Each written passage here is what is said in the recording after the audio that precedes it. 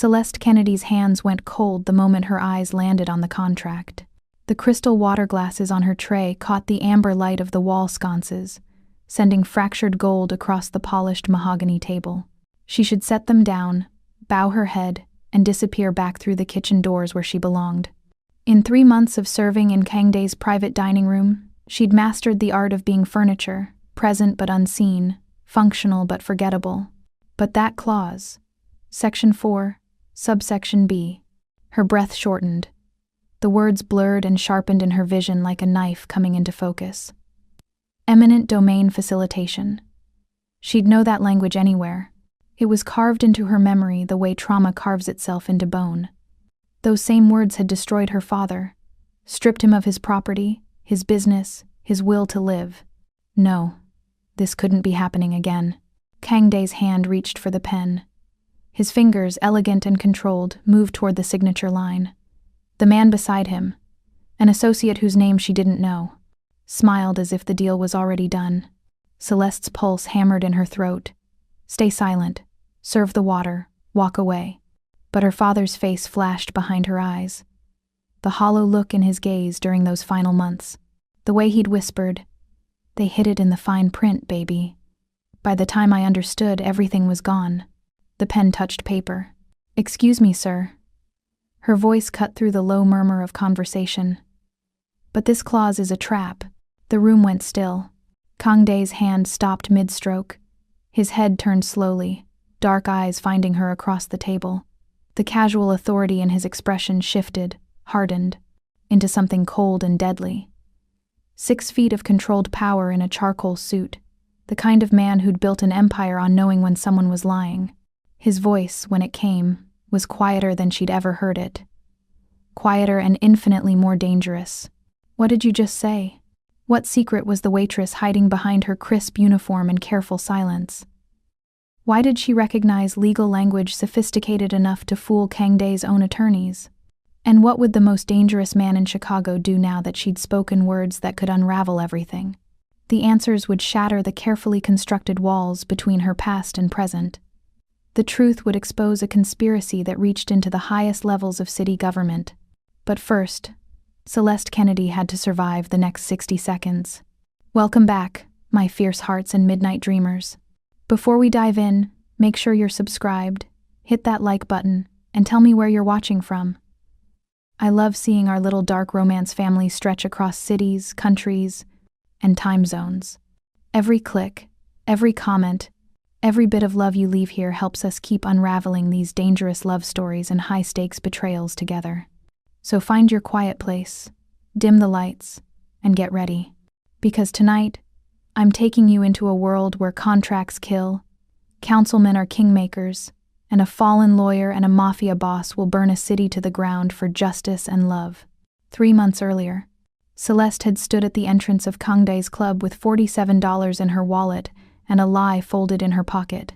The building rose before her, dark glass and brushed steel, the kind of place where power concentrated itself into a single address, where fortunes shifted over dinner, where the men inside shaped the city from behind closed doors, while the rest of Chicago pretended not to know. She clutched her forged resume, each line carefully constructed to show only the acceptable version of her life. Waitress at the Palmer House. Night shifts at a diner in Bronzeville. Hostess for a corporate catering company. Everything else, everything that mattered, had been surgically removed. The manager, a sharp-eyed Korean woman named Hana Park, studied her with the expression of someone who'd evaluated hundreds of desperate women and knew exactly what to look for. "You understand discretion?" "Yes, ma'am. What you see here stays here. What you hear here stays here. No questions, no curiosity, no conversations outside these walls." Hana's gaze didn't waver. "Mr. Kangday values invisibility in his staff. Your background, your air, you exist only when needed. Can you do that?" Celeste met her eyes with the quiet dignity of someone who'd already died once and was just moving through the aftermath. "I need this job. I won't cause any problems." And she hadn't. For 3 months, Celeste Kennedy had been the perfect ghost. She arrived at 5:30 each morning, prepared the private rooms, served lunch meetings where territorial disputes were discussed in careful euphemisms. She cleaned up after dinners where deals were sealed with handshakes that meant more than signatures. She ate her staff meal in silence in the back kitchen. She changed in the narrow staff room. She left through the service entrance at 4 o'clock, never lingering, never looking back. She never paused when Kangdae held court in the main lounge, his presence commanding gravity itself, men twice his age deferring to him with barely concealed fear. She never reacted when conversations drifted through open doors. Discussions about property acquisitions that skirted legality, about city officials who owed favors, about competitors who'd made fatal errors in judgment. She'd built a wall between who she was and who she'd been. Between Celeste Kennedy, Waitress, and Celeste Kennedy, former real estate litigation specialist at Morrison and Webb Associates, one of Chicago's most aggressive firms, where she'd been brilliant before she'd been destroyed. The wall had felt solid, permanent, necessary for survival, but walls only hold until something strikes them hard enough. And Section 4, Subsection B, struck like a wrecking ball. Because those words, that specific, carefully crafted legal language, were identical to the trap that had killed her father. Not metaphorically killed, actually killed. Slowly, legally, with documents instead of bullets. The clause that had stripped him of his commercial property, his life's work, his reason to keep breathing. She couldn't watch it happen again. Not even to save herself. Not even standing in front of Kangdae, who could erase her from existence with a single phone call. The moment she spoke, his associate went quiet.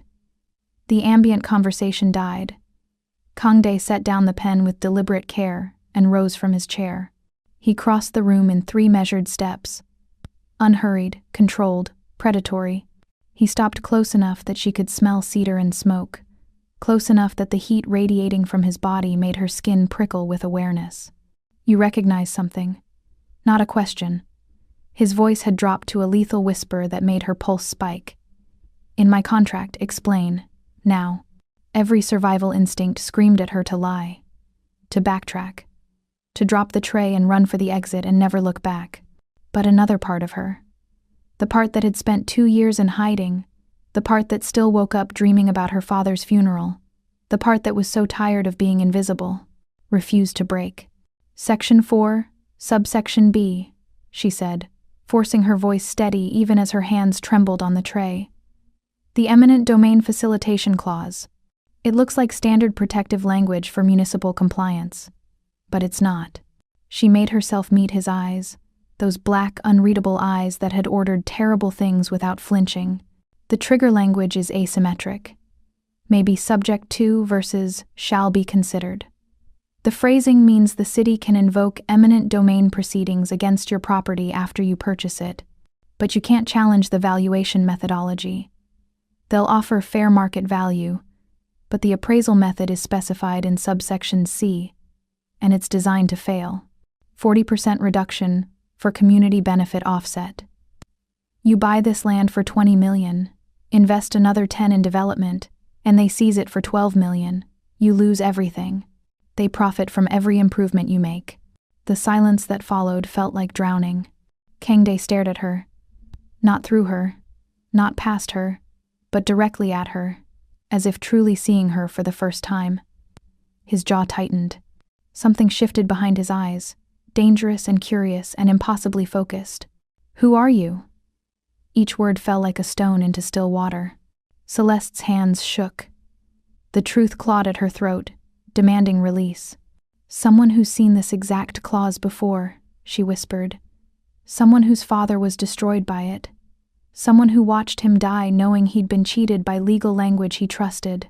She swallowed hard against the grief rising in her chest. My name is Celeste Kennedy. I was a real estate litigation specialist, and the man who designed this trap, Councilman Richard Stone, is the same man who killed my father.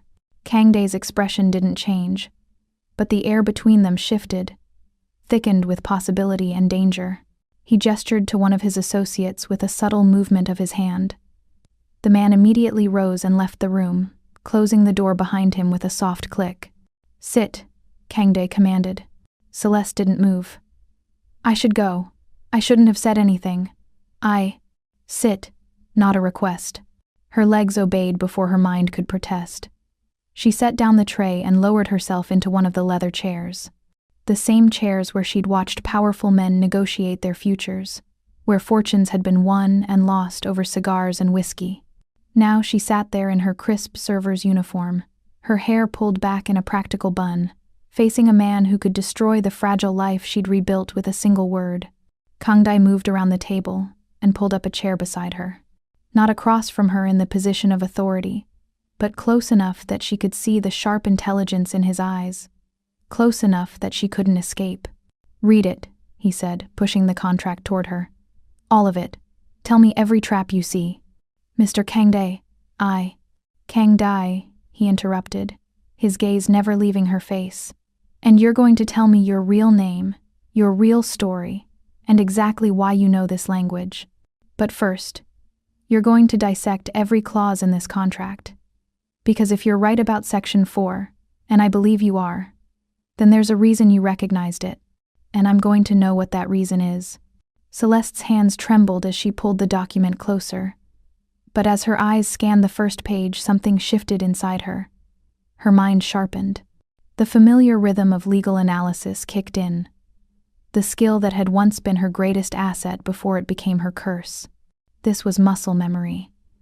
This was who she'd been before survival forced her to forget. "Section 2, the payment schedule," she began, her voice steadying as the professional persona she'd buried fought its way to the surface.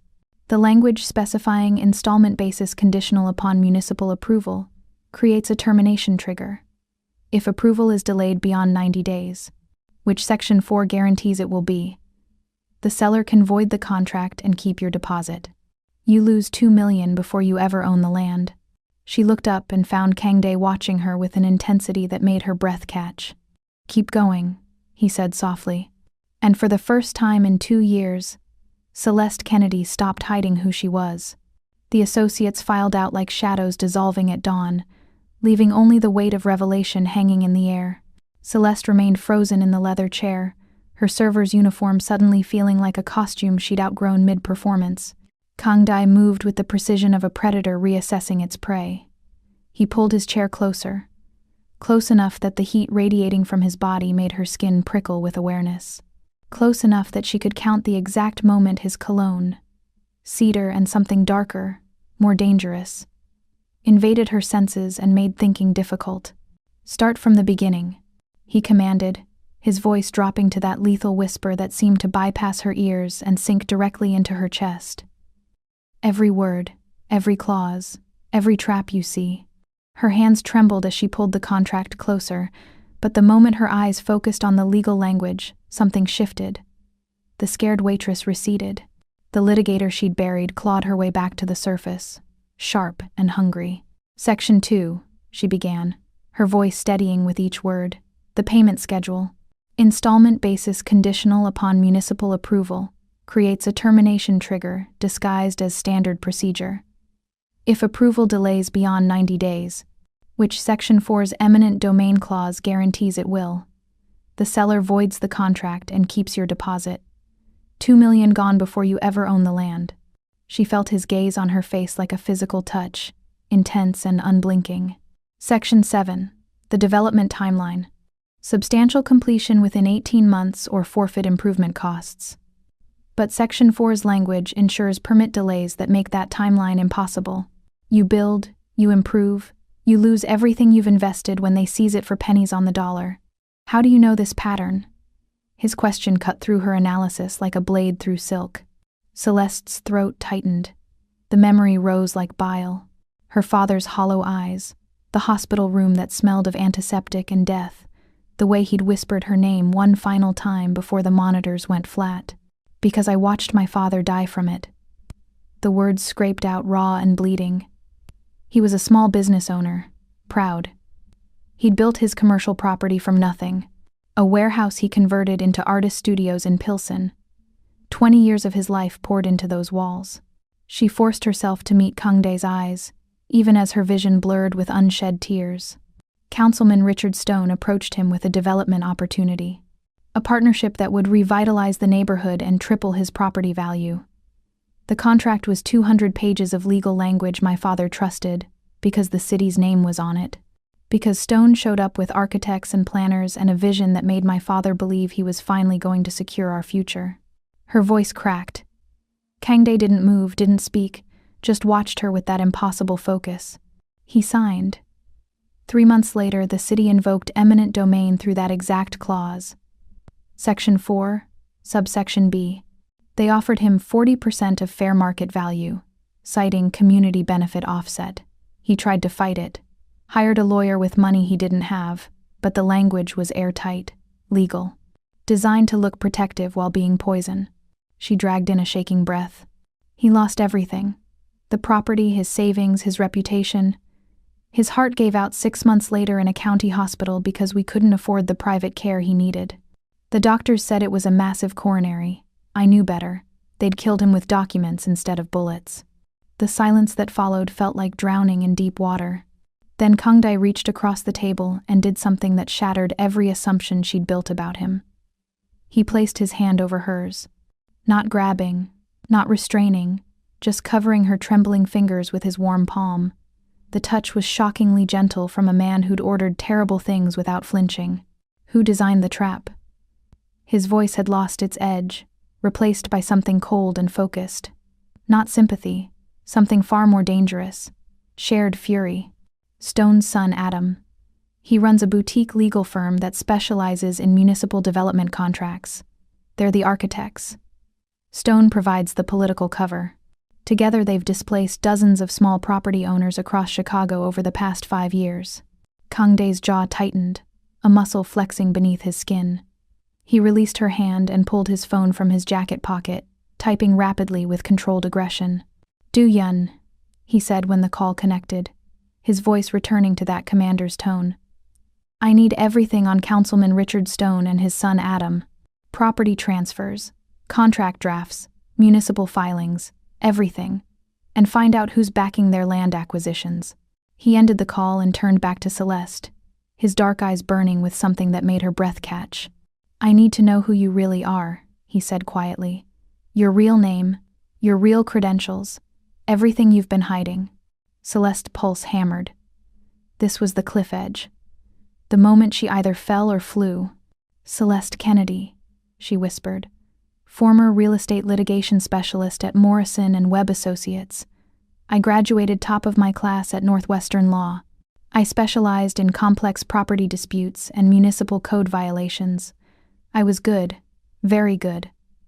Until my father's case destroyed everything.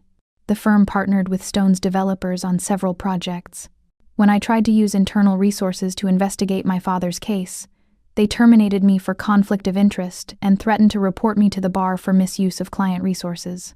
She laughed bitterly. "They blacklisted me. No firm in Chicago would touch me. I couldn't practice law, couldn't get a reference. My resume became toxic. So I erased Celeste Kennedy the lawyer and became Celeste Kennedy the waitress. Someone invisible, someone safe." Kangdae stood abruptly, the motion controlled but charged with barely restrained energy. He paced to the window overlooking the city. His city. And stood with his hands clasped behind his back. "You saved me tonight," he said without turning around. "Not just from a bad deal. From destruction. That contract would have buried me the same way it buried your father. Do you understand what that means?" Celeste shook her head, even though he couldn't see her. He turned then, and the look on his face stole the air from her lungs. It wasn't gratitude. It was something far more dangerous. Recognition. The acknowledgement of an equal. "It means I owe you everything," he said softly. "And it means you're going to help me destroy the men who killed your father." Before she could respond, the door opened and a tall, lean man with sharp features entered, carrying a tablet. His eyes swept over Celeste with cool assessment before settling on Kangdae. "Boss, verified." Do-yun's voice was clipped, efficient. "The firm that drafted your contract is Stone and Associates LLC. Owned and operated by Adam Stone. Municipal contracts are their specialty. And there's more. The silent partner funding their acquisitions is Tae-suk." The temperature in the room dropped 10 degrees. "Tae-suk, Even Celeste knew that name, Kangdae's rival, the man who'd been trying to muscle into his territory for years. Kangdae's face transformed into something terrifying and beautiful, cold fury barely contained beneath perfect control. When he looked at Celeste again, his eyes burned with dark promise. "They made this personal," he said quietly. "Now we make them pay." The rain started as Kangdae's car wound through Chicago's late-night streets, drops streaking the tinted windows like tears the city was too hard to shed. Celeste sat in the back seat, acutely aware of Kangdae's presence beside her, close enough that every breath drew in his scent, close enough that the heat between them felt like its own living thing. Do-Yun drove in focused silence while another guard occupied the passenger seat. The weight of what she'd confessed, what she'd agreed to, settled over Celeste like a second skin. "Where are we going?" Her voice sounded foreign even to herself. Steadier than expected, touched with something that might have been anticipation rather than fear. "Somewhere safe," Kangdae replied. "Somewhere Stone's people won't find you. You broke your cover tonight. They'll know by morning that the invisible waitress is actually the daughter of David Kennedy. They'll come for you." The casual certainty in his tone made her chest tighten.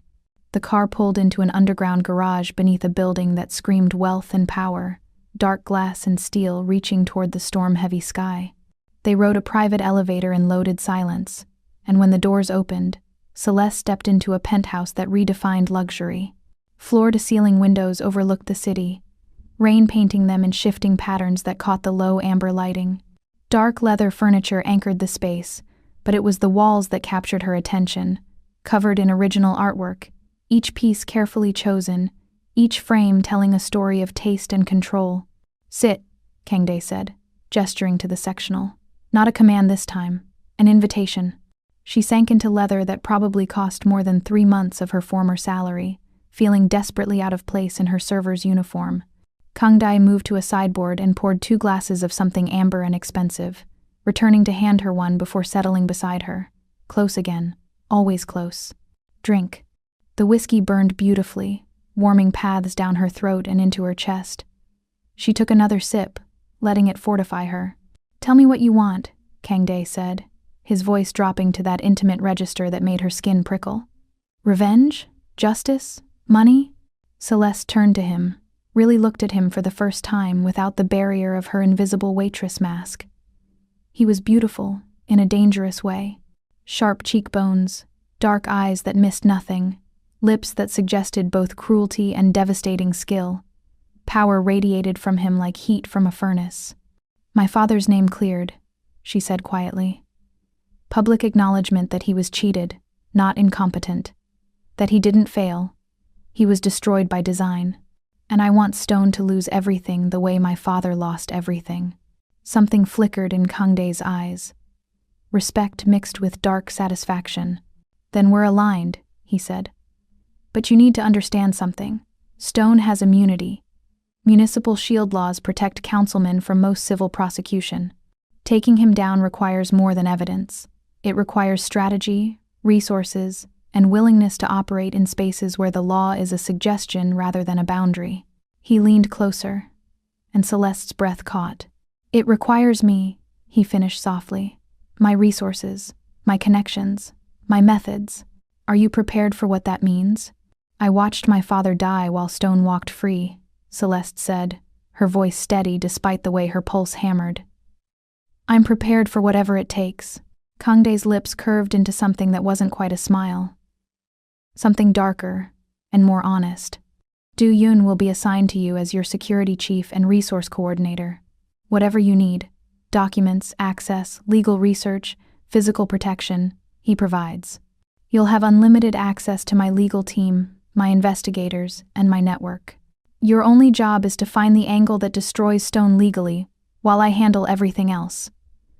My license was never revoked, only dormant. Your legal team helped reactivate it this morning." He reached out and tucked a strand of hair that had escaped her bun behind her ear, the gesture shockingly intimate. His fingers lingered against her cheek for half a heartbeat. "But you're not just getting my resources, Celeste. You're getting my protection. Anyone who comes for you comes through me first. Understand?" The intensity in his gaze made her mouth go dry. This wasn't just a business arrangement. this was something else. Something that felt like possession wrapped in silk and danger. Why? The question escaped before she could stop it. Why would you risk so much for someone you barely know? Kang Dae's jaw tightened.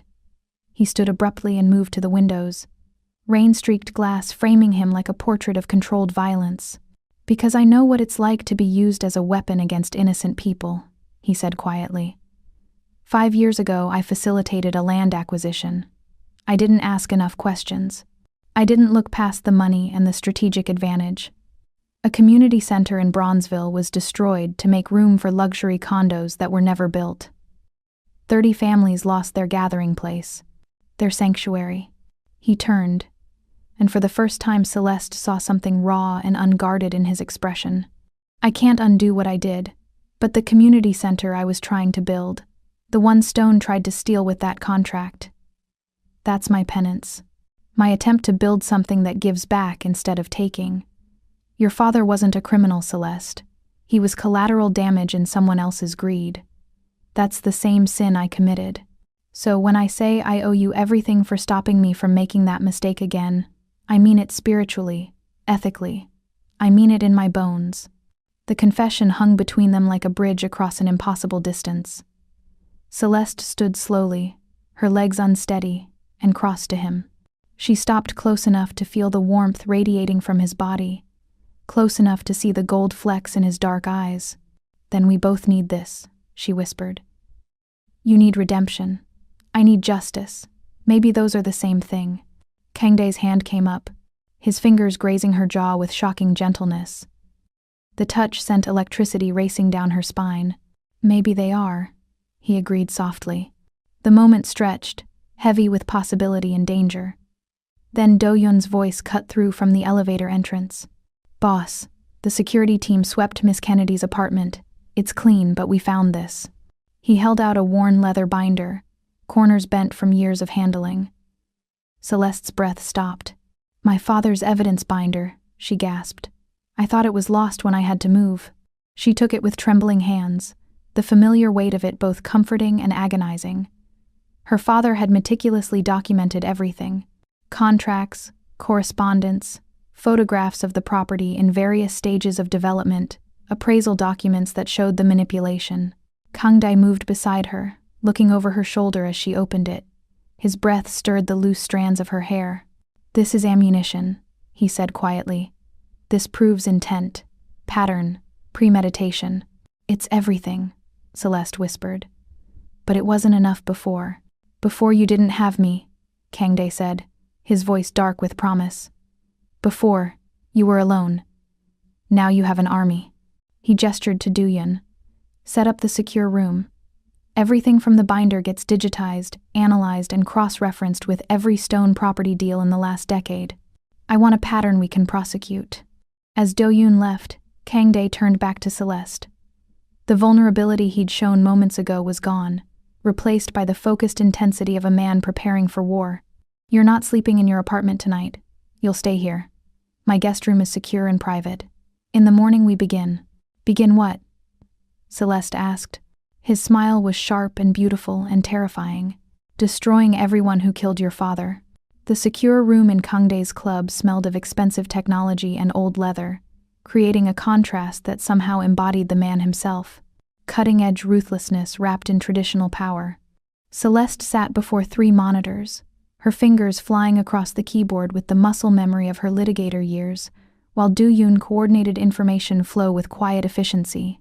72 hours had passed since the contract revelation. 72 hours of barely sleeping, surviving on coffee, and the burning need to finally see justice served. Her father's evidence binder lay open beside her, its pages marked with sticky notes in her own handwriting from years ago. Notes she'd made before the world had crushed her ability to fight. Kang Dae entered without knocking, carrying 2 containers of Thai food that smelled like heaven. He set one in front of her with a look that brooked no argument. Eat. I'm close to something, Celeste protested, but her stomach betrayed her with an audible growl. You're no good to me if you collapse, he said, settling into the chair beside her. Close again. Always close. Their thighs touched, and even through her jeans and his suit pants, the contact burned. Eat while you explain what you've found.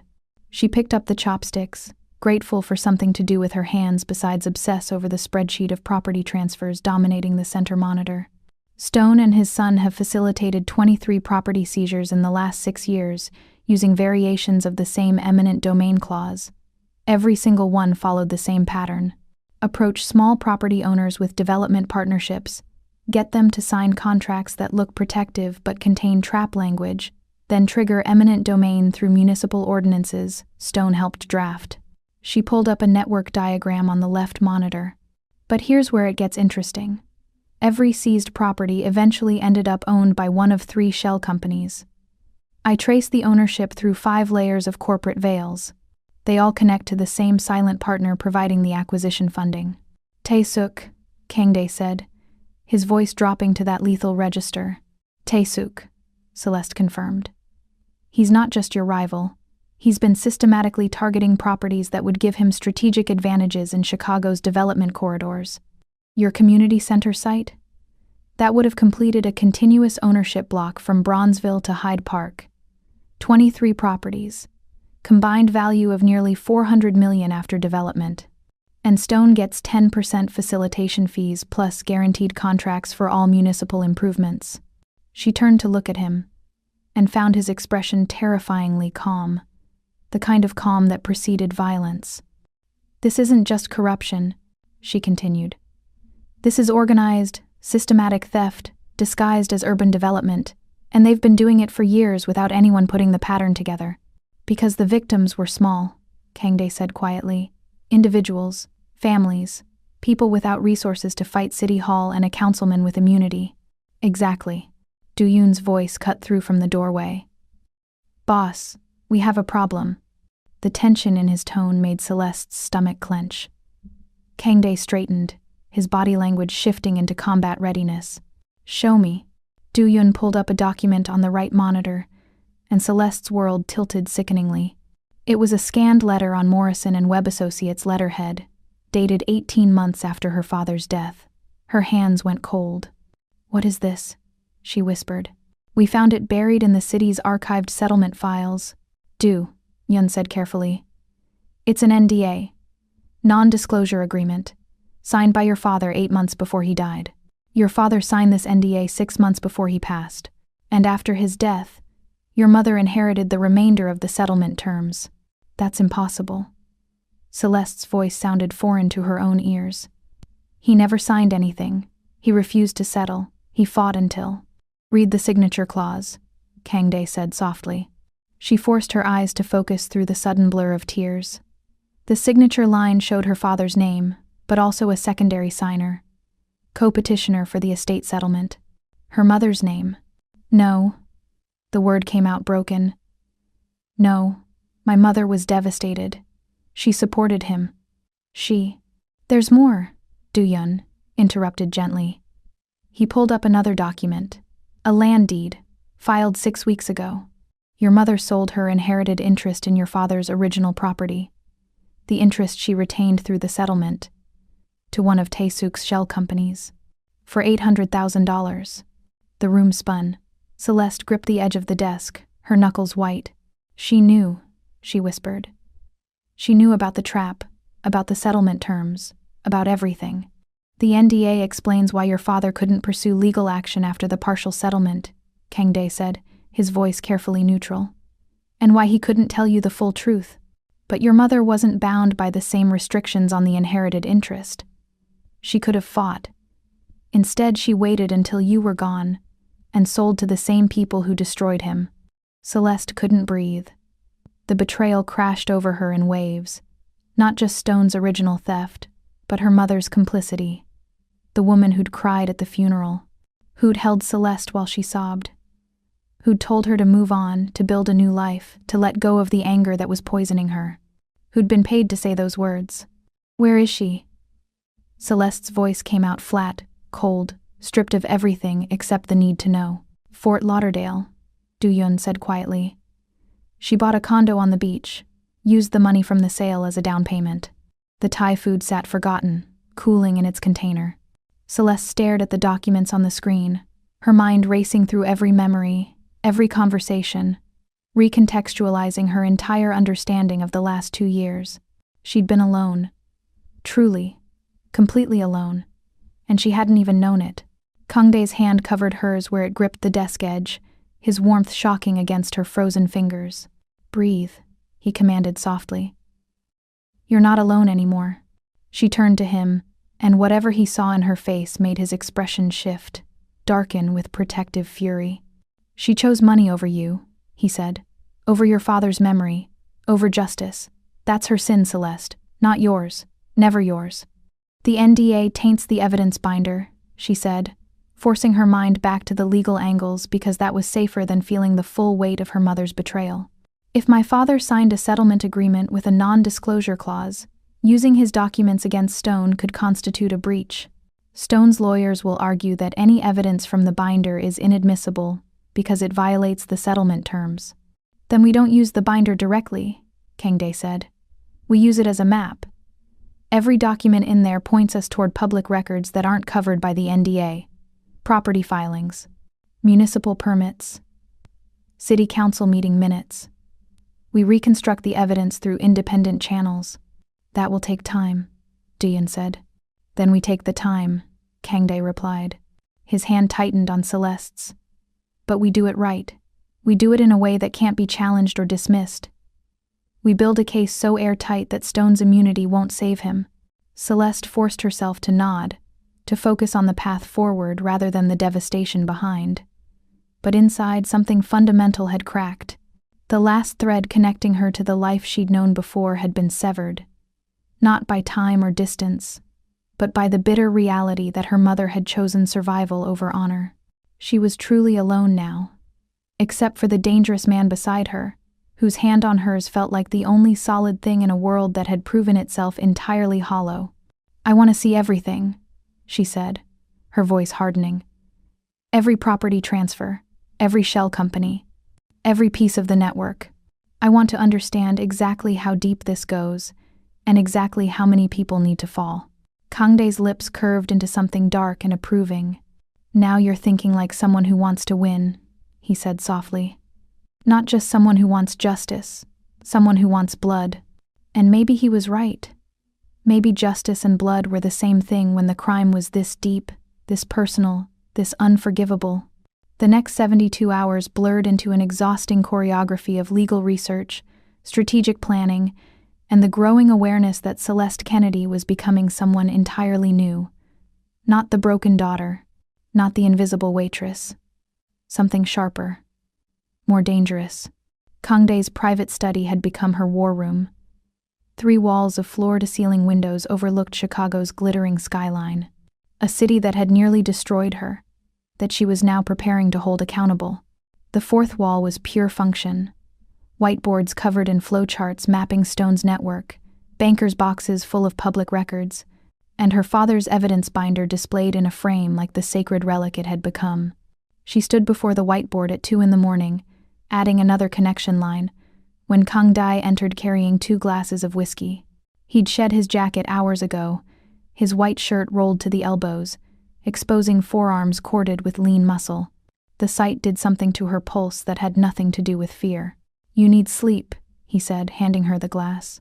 "I need answers." But she accepted the whiskey, letting the burn ground her scattered thoughts. "The immunity clause is the problem. We can prove intent, pattern, conspiracy, all of it. But Stone's protected by limited municipal immunity. Civil suits bounce off him. Criminal charges require extraordinary circumstances and prosecutorial will we don't have." "Then we create extraordinary circumstances," Kangdae said, moving to stand beside her at the whiteboard. His shoulder brushed hers, and she fought the urge to lean into his warmth. "How?" "By making it impossible for the city to ignore him. By building public pressure so intense that protecting Stone becomes politically toxic." His finger traced one of the connection lines.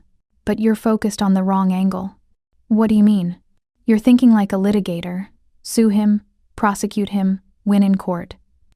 Kangdae turned to her, his dark eyes intense. "But Stone's power comes from being politically untouchable. We don't beat him in court first. We beat him in public perception. Once he's exposed, once the voters turn on him, the immunity becomes meaningless because he'll have no political capital left to hide behind. Celeste's mind raced, refocusing. A media campaign, leaked documents, testimony from victims. Exactly. We flood the zone, every major outlet, every social media platform. We make Stone's name synonymous with corruption. He smiled, and it was beautiful and vicious. Then we let the city council turn on him to save themselves. Politicians are simple creatures. They follow power and public opinion. When Stone becomes a liability, they'll throw him to the wolves themselves. But the NDA doesn't cover your testimony about what you witnessed, Kangdae interrupted. Doesn't cover other victims who weren't part of the settlement. Doesn't cover public records we independently verified. His hand came up to cup her jaw, tilting her face toward his. You're not bound by your father's NDA, Celeste. You can speak. And when you do, the world will listen. The touch sent heat cascading through her body. They'd been circling this attraction for days. The accidental brushes, the loaded silences, the way his proximity made her skin electric. Now, in the low light of his study, with the city spread out below them like a game board they were preparing to overturn, the tension finally crystallized into something undeniable. What if I'm not enough? The vulnerability in her voice surprised her. What if I break and can't finish this? Kangdae's thumb traced her lower lip, the gesture both tender and possessive. You've already survived the worst thing that could happen to you, he said softly. Your father's death, your mother's betrayal, your life being stolen. You're still standing, still fighting. You're not going to break now. Not when we're this close. How can you be so sure? His other hand came up to cradle her face, and Celeste's breath stopped. Because I see you, Celeste Kennedy. Not the waitress, not the daughter. You. The woman who risked everything to stop me from making a mistake. The lawyer who dissected a trap in 60 seconds that my team missed. The fighter who won't quit, even when the world has given her every reason to surrender. His forehead touched hers, and his breath was warm against her lips. I'm sure because I know what it looks like when someone refuses to be destroyed. I'm looking at her right now. The kiss was inevitable. Celeste closed the distance, her lips meeting his in a collision of need and hunger that had been building since that first moment in the dining room. Kangdae responded instantly, his hands sliding into her hair, angling her head to deepen the kiss. He tasted like whiskey and dark promises, and Celeste surrendered to it completely. This was danger she chose. Desire that felt like falling and flying at once. His hands on her body were both possessive and reverent, mapping her curves through her clothes as if committing her to memory. When they finally broke apart, both breathing hard, his eyes were black with want. We should stop, he said, but his hands hadn't released her waist. Should we? Her voice came out husky, challenging. You're vulnerable. I'm your protector. This crosses lines. I'm not vulnerable, Celeste said fiercely. I'm choosing you. I'm choosing this. Don't take that choice away from me because you think I can't handle the consequences. Something shifted in his expression. Respect mixing with barely restrained hunger. If we do this, he said carefully, there's no going back. I don't share, Celeste. I don't do casual.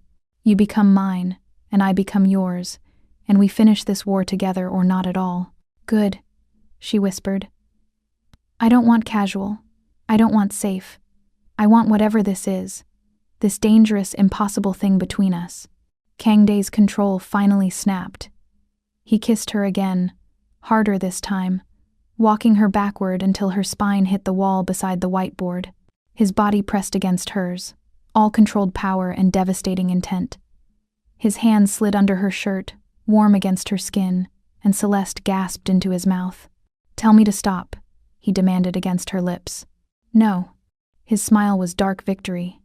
Then hold on to me, because once I start, I won't stop until you're completely undone. Dooyun's sharp knock shattered the moment like glass.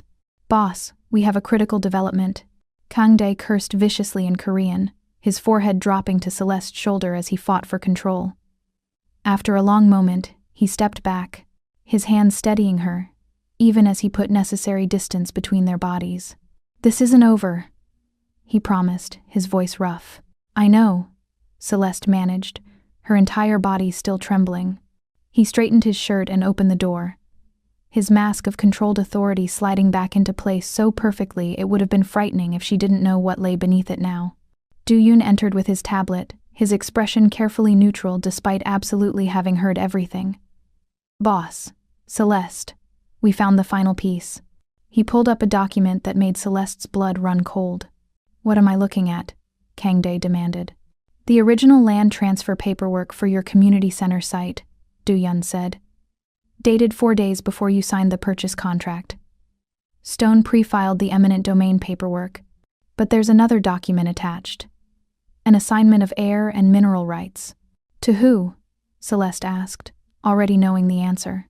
"Tae-suk. Through a shell company called Heritage Development Holdings.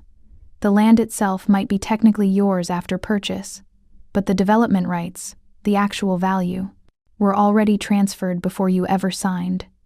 Du-Yun looked between them. "The land you were buying was already worthless. This wasn't just a trap. It was a complete theft disguised as a legitimate sale."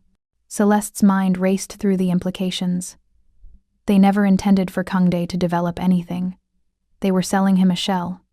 Property without rights. Even if we void the eminent domain clause, he owns land he can't use. "Which means the lawsuit I was planning won't work," Kang-dae said quietly, his voice deadly calm. "Civil court can't unwind a transfer that happened before my contract existed." "No," Celeste agreed. "Civil court can't. But federal court can." Both men turned to her. "Rico," she said, her voice strengthening as the strategy crystallized. "Racketeer Influenced and Corrupt Organizations Act. This isn't just contract fraud. It's a criminal conspiracy involving multiple parties, coordinated across years, designed to systematically steal property through municipal corruption. Stone, his son's firm, Tae-suk's funding network. They're not just conspirators. They're an ongoing criminal enterprise. RICO charges require extraordinary evidence," Du-Yun said carefully. "We have it," Celeste countered. 23 properties, identical patterns, shell companies all connecting to one funding source. A councilman using his political position to facilitate theft. And now we have proof they pre-filed the seizure paperwork, showing premeditation and criminal intent. Kang-dae's smile was sharp and terrible. "RICO bypasses Stone's immunity," he said. "Federal charges don't care about municipal protections." "Exactly. But we need to move fast. If Stone realizes we've found the pre-filing documents, he'll have them destroyed, and we need leverage. Something that forces him to fight us publicly, rather than making this disappear quietly." "The media campaign you mentioned," Celeste said. "We file the RICO suit and simultaneously release the story to every major outlet. Stone can't make it disappear if the entire city is watching." "He'll fight back," Kang-dae warned. "He'll use your mother's settlement against you. He'll attack your credibility. He'll make this ugly."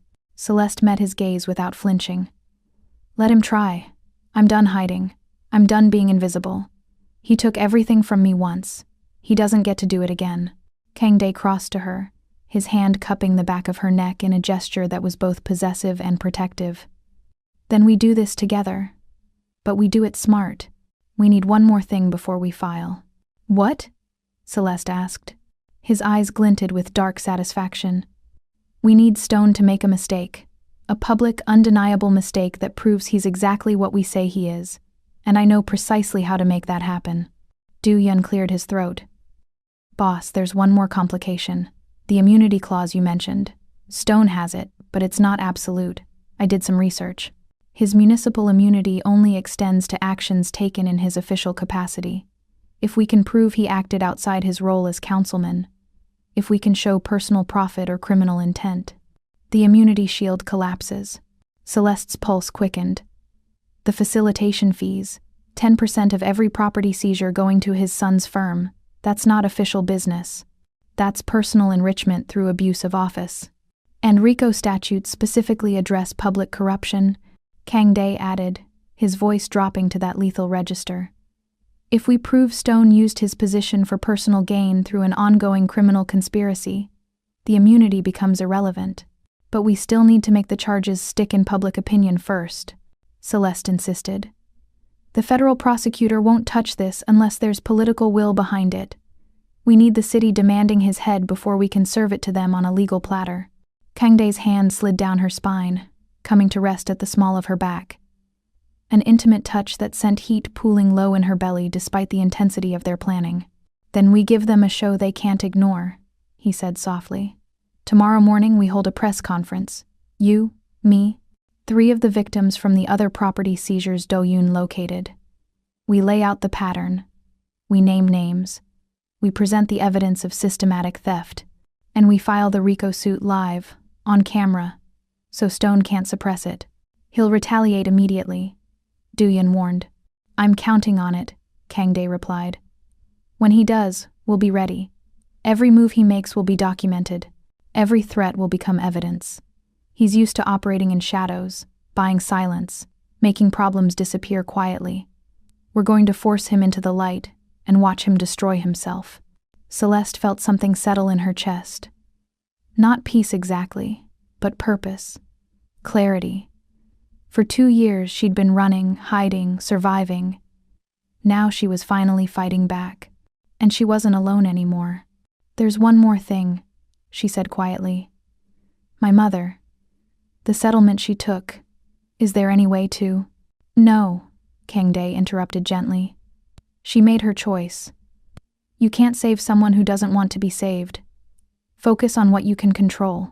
Destroying Stone, reclaiming your father's honor, and building the future you deserve. The finality in his tone was almost comforting.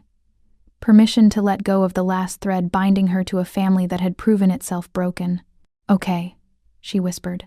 Kangdae pulled her closer, his lips brushing her temple. Get some sleep. Tomorrow, we go to war, and I need you sharp. What about you? His smile was dark and beautiful. I have preparations to make, people to call, favors to collect. By the time the sun rises, every media outlet in Chicago will be ready to carry our story. Stone won't know what hit him. Do-yoon excused himself, leaving them alone in the study. The whiteboard behind them held the map of their revenge. The city beyond the windows glittered with lights. Thousands of lives unaware that tomorrow, the carefully maintained fiction of civic virtue was about to shatter. Celeste turned in Kangdae's arms, her hand sliding up his chest to rest against his shoulders. When this is over, he interrupted, you stay with me. Not as my employee, not as someone I'm protecting, as mine, completely, permanently. No more hiding who you are. No more pretending to be less than you are. You stand beside me and we build something that matters. Understood? The declaration was pure Kangdae, commanding, absolute, offering no room for negotiation. But Celeste had learned something about herself in the past few days. She didn't want negotiation. She wanted exactly this. Someone who saw her completely, who demanded everything from her, who matched her darkness with his own and called it beautiful. Understood, she agreed. His kiss was searing, claiming, a promise of what would come later when the war was won. When they finally broke apart, both breathing hard, his forehead rested against hers. Go, he said roughly. Sleep. Tomorrow changes everything. Celeste left him standing in his study, silhouetted against the city he controlled, planning moves in a game she was only beginning to understand. But as she walked to the guest room he'd given her, she felt something she hadn't experienced in years. Hope. Dark, dangerous, sharp-edged hope. The kind that came from knowing you finally had the weapons to fight back. The kind that came from having someone powerful enough to stand with you against impossible odds. Tomorrow, Councilman Richard Stone would wake up to find his carefully constructed empire under siege. Tomorrow, the daughter of David Kennedy would step into the light and tell the truth he'd paid to bury. Tomorrow, the invisible waitress would become visible in a way that would shake Chicago's power structure to its foundation. But tonight, Celeste Kennedy allowed herself to sleep peacefully for the first time in 2 years, knowing that justice, real, unflinching justice, was finally within reach, and that the dangerous man down the hall would burn the entire city down before he'd let anyone take it from her again. The morning air in Chicago carried the scent of impending rain and revolution. Celeste stood before the floor-length mirror in Kangdae's penthouse, barely recognizing the woman staring back. The tailored charcoal suit hugged her curves with precision, expensive fabric that whispered power with every movement. Her natural hair was swept back into a sleek low bun that exposed the elegant line of her neck, the curve of her jaw. Diamond studs. Kangdae's insistence, borrowed from a collection he claimed belonged to no one, caught the morning light. She looked like a weapon being sharpened for battle. "You're ready," Kangdae's voice came from behind her, rough silk in the quiet room. He appeared in the mirror's reflection, immaculate in a black suit that made him look like vengeance incarnated. His eyes traveled the length of her body with an intensity that made her skin flush hot despite the cool air conditioning. "I don't feel ready," she admitted, her fingers trembling as she adjusted the collar of her crisp white shirt. He closed the distance between them in 3 measured steps.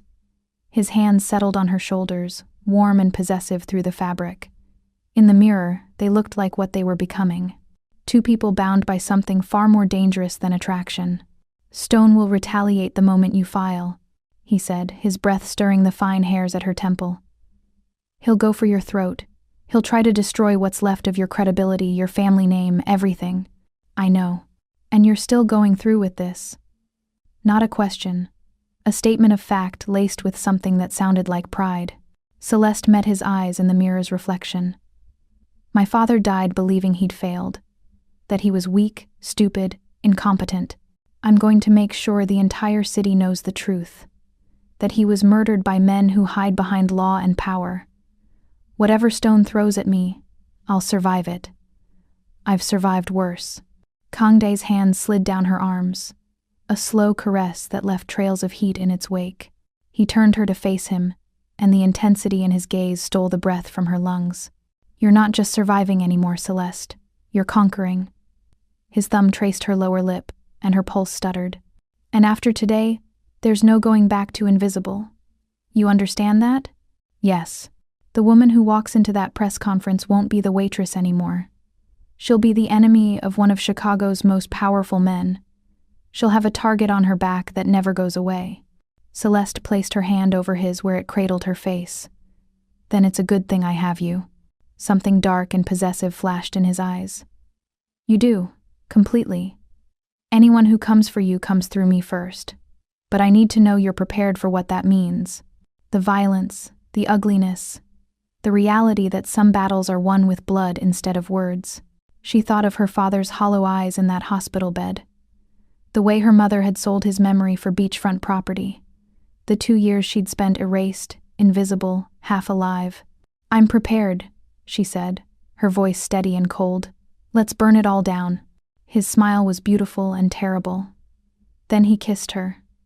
Hard, claiming, a brand that seared through every defense she'd ever built. When they broke apart, both breathing hard. His forehead rested against hers. "Go show them who you really are." The law office conference room blazed with camera lights and the hungry energy of journalists who sensed blood in the water. Celeste stood at the podium, flanked by 3 other victims Do-yoon had located. Middle-aged men and women who'd lost everything to Stone's carefully crafted traps. Behind them, projected on a massive screen, was the network diagram she and Kangdae had built. 23 properties, millions in stolen value, all connecting to Stone and Tae-suk. Kangdae stood at the back of the room, a shadow in expensive tailoring, his presence a silent promise of protection and power. Celeste's hands gripped the edges of the podium. The microphone waited like a loaded gun. "My name is Celeste Kennedy," she began, her voice carrying clear and strong over the crowd. 3 years ago, my father, David Kennedy, lost his commercial property in Pilsen to what he believed was a legitimate municipal development project. He died 6 months later, broken by the loss and the belief that he'd failed his family through his own incompetence. She paused, letting the weight of those words settle. He didn't fail. He was murdered. Not with a weapon, but with documents designed to look protective while being poison. The same man who killed my father tried to do it again last week, to another property owner, using the exact same legal trap, the exact same predatory language. The room erupted with questions. Celeste raised her hand, and the authority in the gesture silenced them. "Today, we are filing a federal RICO lawsuit against Councilman Richard Stone, his son Adam Stone, and their network of shell companies. The evidence shows a coordinated criminal conspiracy spanning 6 years, involving systematic theft of property through abuse of municipal power. 23 families, 400 million in stolen property value. One councilman who used his immunity like a shield while he destroyed lives for profit. She nodded to Du-Yun, who distributed folders to every journalist present. You have copies of the public filings, the property transfer patterns, and the testimony of multiple victims. This isn't speculation. This is documented theft, disguised as civic development. And today, it ends. The questions came in a flood. Celeste answered each with the precision of the litigator she'd been trained to be, her responses sharp and backed by irrefutable evidence. Through it all, she felt Kangdae's gaze on her. Steady, burning, proud. This was power. Not the kind that came from hiding, but the kind forged in fire and wielded without apology. The retaliation came within hours. Celeste sat in Kangdae's car as Do-Yun drove them back to the penthouse, her phone exploding with notifications. News alerts, social media mentions. And then, the one that made her blood run cold. Disgraced lawyer's daughter weaponizes grief. Mother reveals truth about Kennedy family settlement. Her hands went numb. The article loaded with agonizing slowness, each word a knife twisting deeper. In a shocking development, Margaret Kennedy, mother of the woman leading today's controversial lawsuit, has come forward with documents proving her late husband, David Kennedy, accepted a settlement from the city 3 years ago. Mrs. Kennedy, speaking from her home in Fort Lauderdale, expressed concern that her daughter Celeste is weaponizing grief and manipulating facts to pursue a vendetta against Councilman Stone, who Mrs. Kennedy describes as a fair and honest public servant who tried to help our family during a difficult time. The article included photos. Her mother on a pristine beach. Her mother's signature on documents Celeste had never seen. Her mother's tearful interview claiming Celeste had abandoned the family and was now destroying innocent people's reputations for attention. The world tilted. Celeste's vision blurred as her chest constricted with the kind of pain that had no physical source. The agony of betrayal made public, weaponized, used to destroy the last shreds of her credibility. "Pull over," she managed, her voice breaking. Du-Yun complied immediately. The car rolled to a stop in an empty parking structure, and Celeste shoved the door open, stumbling out into the concrete cold. She braced herself against the vehicle, gulping air that wouldn't fill her lungs, her entire body shaking with a grief so profound it felt like drowning. She didn't hear Kangdae exit the car, didn't register his approach until his hands were on her shoulders, turning her into his chest. He didn't speak, didn't offer hollow platitudes, just held her while she shattered against him, her fingers clutching his jacket like it was the only thing keeping her tethered to earth. "She sold me," Celeste choked out between sobs. "She sold my father's memory, and now she's helping them destroy me." Kangdae's arms tightened around her, one hand cradling the back of her head. She made her choice. Stone paid her to be his weapon, but she miscalculated. How? The question came out broken. Because she doesn't understand what you are. He pulled back just enough to tilt her face up to his thumbs wiping away her tears with devastating gentleness. "You're not the grieving daughter anymore, Celeste. You're the woman who walked into a room full of predators and made them afraid. One interview from a bot mother changes nothing about the evidence, nothing about the truth. The media will crucify me. Let them try." His voice dropped to that lethal register. "Du-Yun." "Already on it, boss," came the reply from beside the car. "I've got 3 journalists who owe us favors ready to run counterstories by tonight. We're framing this exactly as it is. A pauperized, grieving woman being used as a political weapon by the same man who destroyed her family. Stone thinks he's discrediting you. Instead, he's proving your entire case, that he preys on the vulnerable and buys their silence."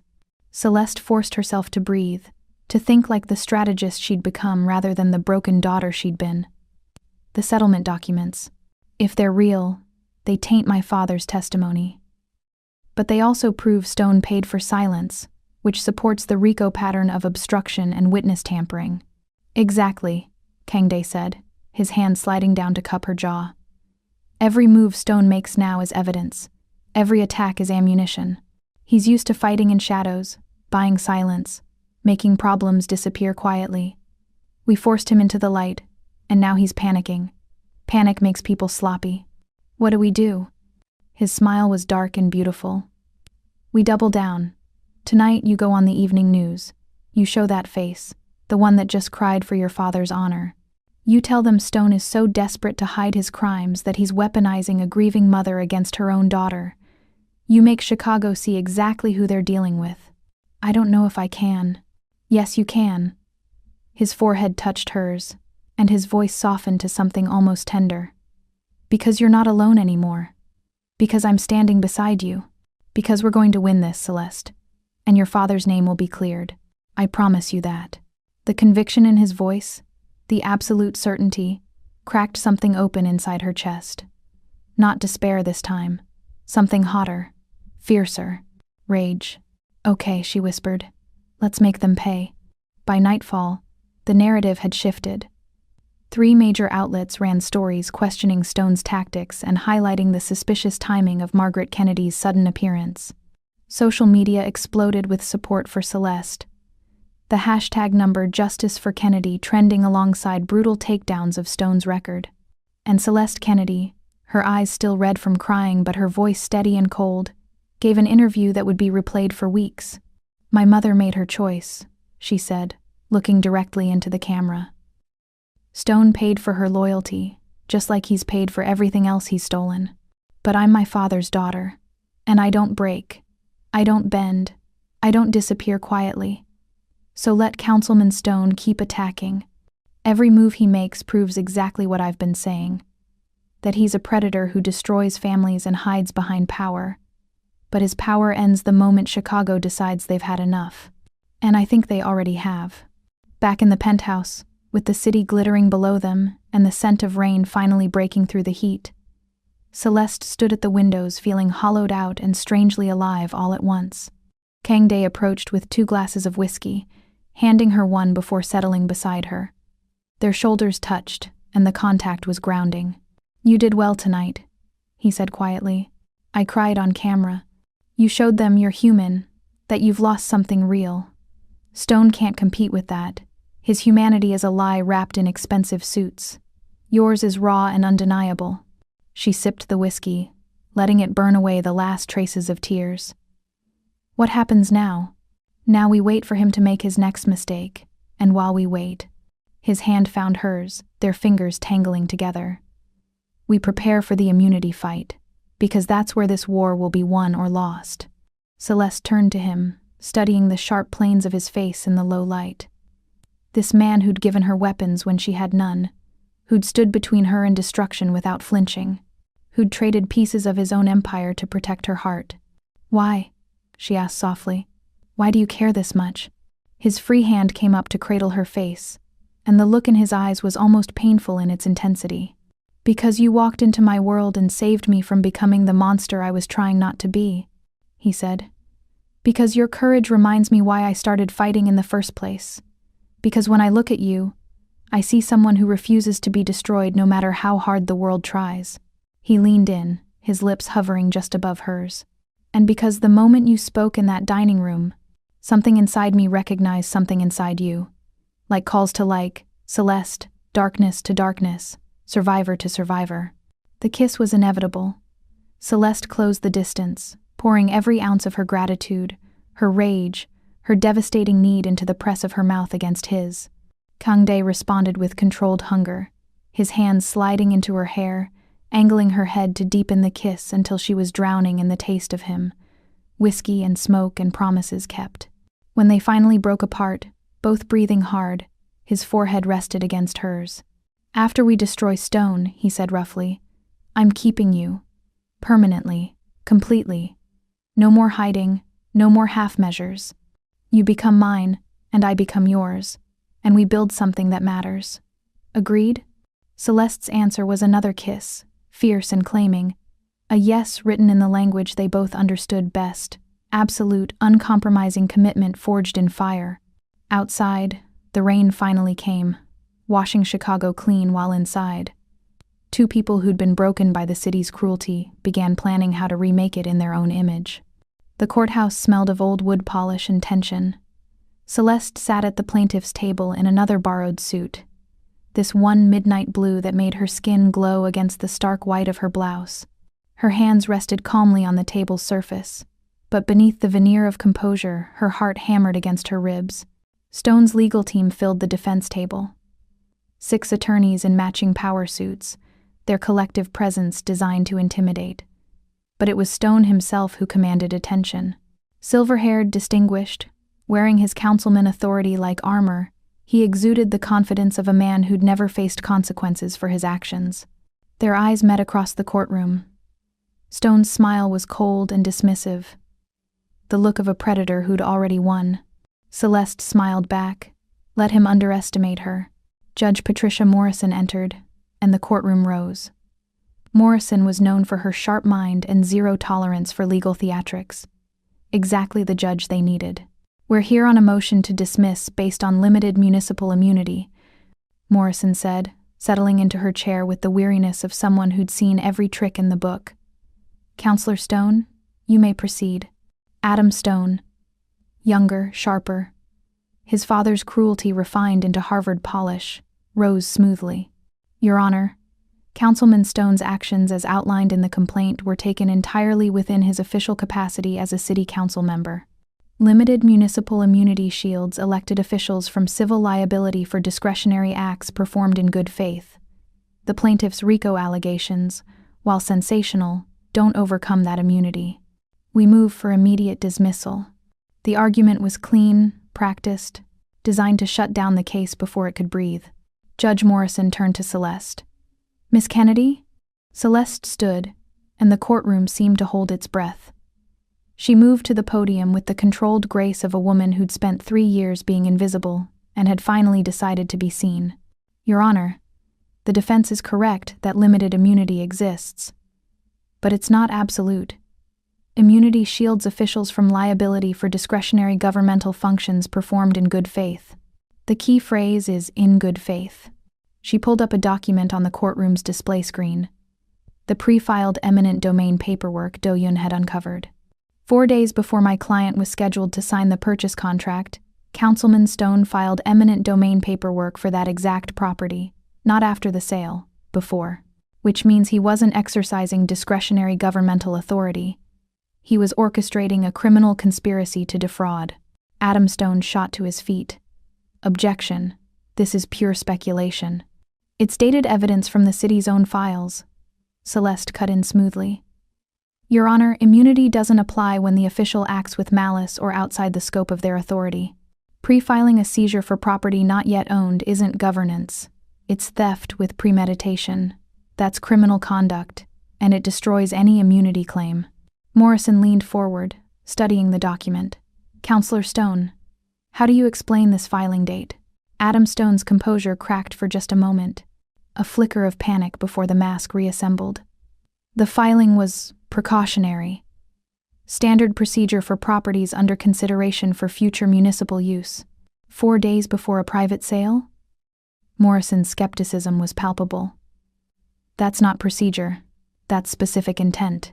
Celeste pressed the advantage. "Your Honor, we're also filing a writ of mandamus compelling the city to open their archived land transfer records for the past 7 years. If Stone's immunity claim has merit, those records will support it. But if they show a pattern of pre-filed seizures coordinated with private sales, which we believe they will, then we've established systematic criminal conduct that no immunity can shield." The courtroom erupted. Stone's team shouted objections while reporters in the gallery frantically typed. But Morrison's gavel came down with finality. "Motion to dismiss is denied. Miss Kennedy's writ of mandamus is granted. The city archives will be opened under court supervision within 48 hours. She fixed Stone with a withering look.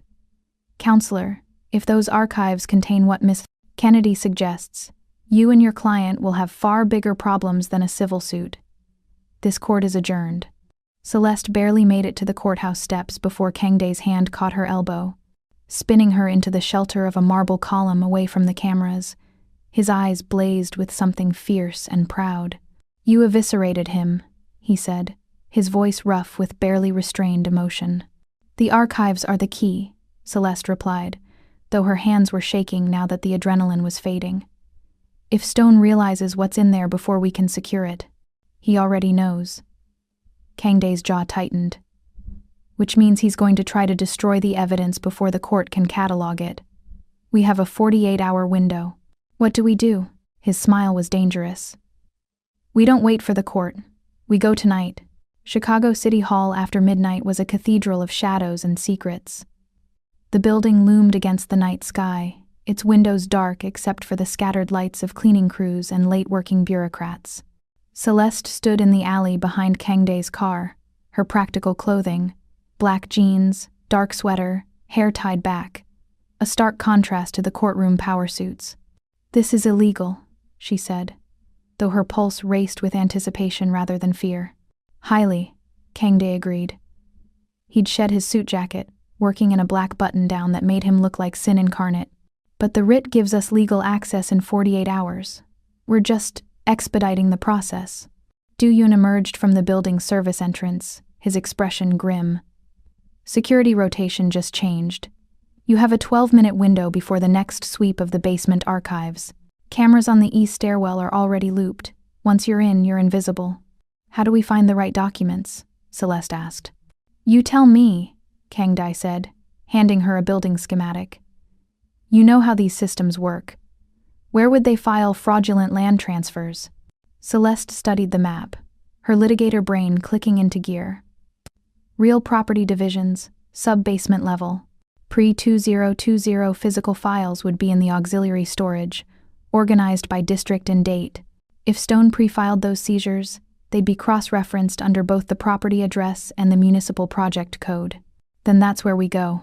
Kangday's hand found the small of her back. "Stay close. Stay quiet. If something goes wrong." "Nothing will go wrong," Celeste interrupted. "We didn't come this far to fail now." Their eyes met in the darkness, and something passed between them. Understanding, trust, the absolute certainty that they would face whatever came next together. The archives smelled of dust, old paper, and decades of buried secrets. Celeste moved through the narrow aisles between towering filing cabinets, her small flashlight casting golden circles on faded labels. Kangday followed like a shadow, his presence both protection and distraction. She was acutely aware of his body heat in the cold basement, the controlled power in his every movement. "District 7, 2019 to 2022, she whispered, running her fingers along the cabinet labels. "This is it." The drawer stuck. Kangday moved behind her, his arms bracketing her body as he gripped the handle and pulled with controlled force. The metal shrieked softly, then gave way. The proximity made Celeste's breath hitch, his chest against her back, his jaw near her temple, the scent of him overwhelming in the confined space. "Found it," she managed, forcing her focus to the files. Her hands trembled as she pulled the first folder. There. The eminent domain filing for her father's property, dated 8 months before the actual seizure. And another. And another. 23 properties, all with pre-filed paperwork, all following the exact same pattern. "They kept everything," she breathed. "Every fraudulent filing, every bit of evidence. They thought immunity made them untouchable." "Photograph every page," Kangday said, handing her his phone. "We need redundant copies in case." The sound of footsteps echoed down the hallway. They froze. Celeste's pulse spiked as she recognized the voices. Stone and 2 others, their words carrying through the basement's acoustic quirks. "Should have been destroyed years ago. The Kennedy woman's writ forces our hand." "The files are comprehensive," another voice replied, Adam Stone. "If they're cataloged before we can sanitize them, we're finished." "Then we sanitize them now.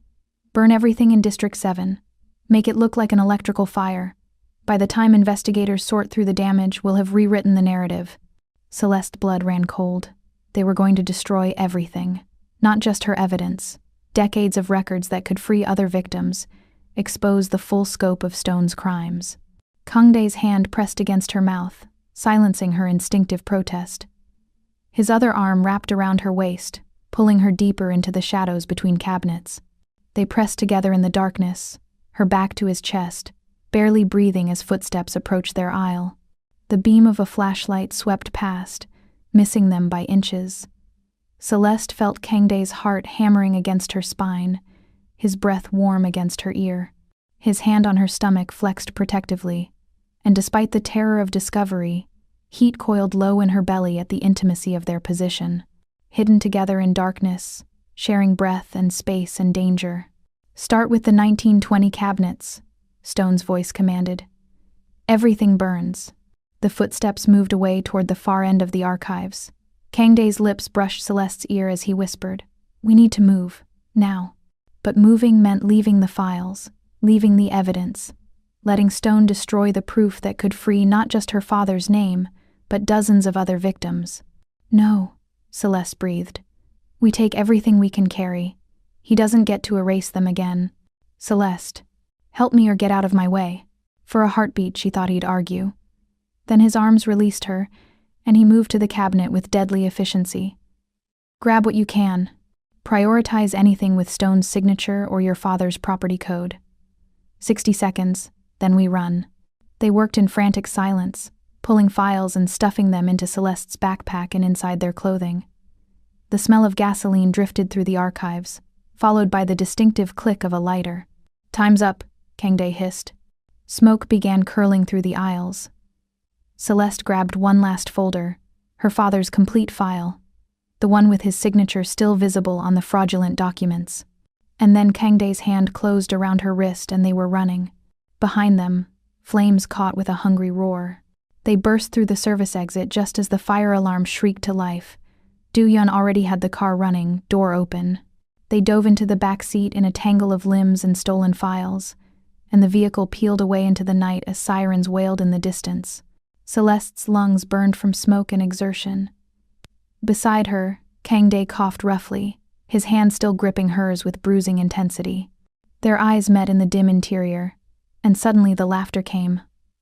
Wild, breathless, edged with the manic relief of survival. "We just committed arson, evasion, and evidence theft." Celeste gasped between laughs. "Technically, they committed arson," Kangdae corrected, his grin sharp and beautiful. "We just refused to let them succeed." The files lay scattered between them. Proof of Stone's crimes, rescued from flames meant to erase them forever. Celeste picked up her father's folder with shaking hands, her laughter dying as the weight of what they'd recovered settled over her. "We have enough," she whispered, "to prove everything, to clear his name." Kangdae's hand cupped her face, tilting her gaze to his. His thumb traced her lower lip, a gesture becoming familiar, grounding. "We have enough to destroy them," he agreed softly. "Tomorrow we turn this over to the federal prosecutors. Stone just committed arson to obstruct a federal investigation. That's a crime even his immunity can't protect him from. What if it's not enough? It will be." His forehead touched hers, and his voice dropped to that intimate register that made her whole body aware of him. "Because you're brilliant. Because you refused to give up. Because you walked into a burning building for your father's honor, and that kind of courage doesn't lose." The car slowed at a red light, and in that suspended moment, with smoke on their clothes and evidence scattered around them, and the taste of victory finally, impossibly within reach, Celeste kissed him. Not gentle, not tentative. A claiming kiss that tasted of ash and triumph and the desperate need to feel alive after dancing too close to death. Kangdae responded with matching hunger, his hands tangling in her hair, pulling her closer as the kiss deepened into something fierce and consuming. When they broke apart, both breathing hard, his eyes were black with desire and promise. "Tonight, we secure the evidence," he said roughly. "Tomorrow we finish this. And after..." "After," Celeste interrupted. "You keep your promise. I'm yours. Completely. Permanently. No more half measures." His smile was devastating. "I'm holding you to that." The light changed. The car moved forward. And behind them, Chicago City Hall burned with all of Stone's carefully buried secrets. Those cabinets were part of the old archival wing, not yet upgraded to fire-suppressed units, which is why the files were vulnerable, while in Kangdae's secured vehicle, the evidence that would destroy him sat rescued and ready for its moment in the light. Those cabinets were part of the old archival wing, not yet upgraded to fire-suppressed units, which is why the files were vulnerable. 3 days after the City Hall fire, Celeste stood in a neutral conference room that smelled of expensive coffee and barely concealed desperation. The space was sterile, corporate, chosen specifically because it belonged to neither side. A DMZ for the kind of negotiations that would never appear in any official record. Across the table sat Tae-suk. He was younger than she'd expected, maybe 40, with the kind of calculated handsomeness that came from excellent tailoring and better genetics. His suit was Savile Row perfect, his watch probably worth 6 figures. But it was his eyes that told the real story. Cold, assessing, the eyes of a man who'd built his empire on other people's ruin and felt no guilt about it. Kangdae sat beside Celeste, his presence radiating controlled menace. Do-yoon stood by the door, ostensibly casual but positioned to intercept any threat. The weight of the moment pressed down like a physical force. "Miss Kennedy," Tae-suk said, his voice carrying the barest trace of an accent. "The woman who's caused so much trouble for my business interests. I must say, I'm impressed. Most people's stone destroys stay destroyed. Most people don't have what I have," Celeste replied evenly. "And what's that? A disgraced lawyer's determination? A mafia boss's protection?" His smile didn't reach his eyes. "Those things are fragile, Miss Kennedy. Easily broken when the right pressure is applied." "Is that a threat?" Kangdae's voice dropped to that lethal register. Observation." Tae-suk spread his hands in a gesture of false reasonableness. "You've both fought admirably. The RICO suit, the media campaign, even last week's dramatic evidence rescue from the fire. Very cinematic. But you're still missing the one thing that actually matters." "Which is?" Celeste asked, though ice was already forming in her stomach. Tae-suk pulled a slim folder from his briefcase and slid it across the table. "The original documents proving your father's innocence. Not the circumstantial evidence you rescued from the archives. Not the pattern analysis showing Stone's crimes. The actual proof that David Kennedy was specifically targeted, set up, and framed as incompetent when he was actually a victim of calculated fraud." Celeste's hands trembled as she opened the folder. Inside were documents she'd never seen. Internal emails between Stone and his son, discussing her father by name. Appraisal reports showing deliberate undervaluation. A handwritten note from Stone. "Target the Pilsen property. Kennedy's too proud to fight, and the location completes the corridor." These were the smoking gun. The proof that would transform her father from a cautionary tale about failed business dealings into a recognized victim of criminal conspiracy. "Why are you showing me this?" Her voice came out hoarse.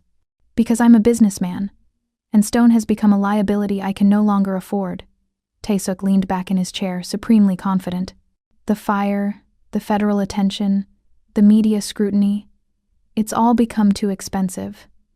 So I'm willing to provide you with everything you need to destroy him completely. Evidence that will not only clear your father's name but prove premeditation, malice, and specific intent to defraud." "What's the price?" Kangdae asked. Tae-suk's smile widened. "The Kennedy Community Legacy Center. You give me the naming rights, the development control, and 51% ownership. In exchange, Miss, Kennedy gets her father's vindication, and you both get to walk away from this war without the kind of permanent enemies that tend to shorten lifespans." The silence that followed was suffocating. Celeste's mind raced through the implications. The center was Kangdae's penance, his attempt to build something good from years of causing harm. Giving Tae-suk control would pervert that mission, turning it into just another profit vehicle for the kind of man who'd enabled Stone's crimes in the first place. But without these documents, her father would remain a cautionary tale. She could prove Stone's pattern, maybe even win the RICO case.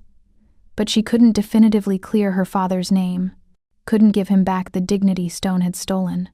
"No," Kangdae said. Celeste turned to him, shock stealing her voice. "The center is my penance," he continued, his gaze locked on Tae-suk. "But David Kennedy's honor is worth more than my redemption. Accept the deal, give him the center." "Kangdae," Celeste began, but he placed his hand over hers on the table, silencing her. "Your father died believing he was a failure," he said, his voice softening as he looked at her.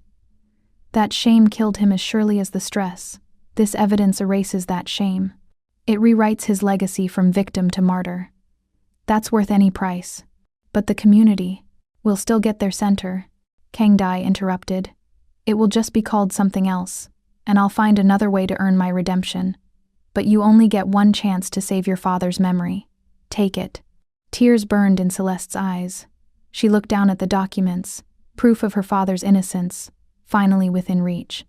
Then at Kang Dai, who was offering to sacrifice the one thing that mattered most to him to give her what she needed. Why? She whispered. His hand tightened on hers. Because some debts are worth paying. Because your father deserves justice more than I deserve forgiveness. Because... His voice dropped so only she could hear. Because I love you, and this is what love looks like when it's real. The words hit her like a physical blow. Not a declaration meant to manipulate or seduce. A truth offered in the moment it mattered most, when he was choosing her pain over his redemption. Celeste turned back to Taesuk, her voice steady despite the tears streaming down her face. We accept. The center for the documents. But I want one additional term. You destroy every remaining copy of the trap contract. Every template. Every iteration. No one else gets destroyed the way my father was. Taesuk considered this, then nodded. Agreed. Stone's methods were always too messy. I prefer cleaner business practices. He slid a contract across the table. Sign here, both of you. And Miss Kennedy. Your father's vindication will be delivered to the federal prosecutor's office by morning. Kang Dai signed first, his signature bold and unwavering. Then Celeste added hers below, her hand steady even as her heart cracked and mended simultaneously. It was done. The call came at dawn. Celeste woke in Kang Dai's bed, where she'd been sleeping for the past week, their relationship having crossed that final threshold the night after the archive fire. His arm was heavy across her waist, his body curved protectively around hers even in sleep. Her phone buzzed. Du-Yun's name flashed on the screen. Stone's been arrested, Du-Yun said without preamble. Federal agents picked him up 2 hours ago at O'Hare. He was trying to board a private flight to the Caymans. The charges include racketeering, conspiracy to commit fraud, obstruction of justice, and witness tampering. The prosecutor is calling it one of the largest municipal corruption cases in Chicago history. Celeste's breath caught. And my father? The evidence Taesuk provided was delivered as promised. It's already been filed with the court as part of the RICO case. By noon, every major outlet will be running stories about David Kennedy. Not as a failed businessman, but as the first known victim of Stone's systematic fraud. Your father's name is being cleared, Celeste. Publicly. Permanently. The phone slipped from her hand. Kang Dai woke immediately, his arms tightening around her as she began to shake with sobs. Not of grief this time, but of relief so profound it felt like being reborn. We won, she gasped against his chest. We actually won. I know, he murmured, his lips against her hair. I know, baby. It's over. You can rest now. But Celeste pulled back, needing to see his face in the pale morning light. His eyes were soft in a way she'd rarely seen, his guard completely down. You gave up your center for me, she said. I'd give up everything for you, he replied simply. The center was about my past. You're my future. There's no comparison. She kissed him then.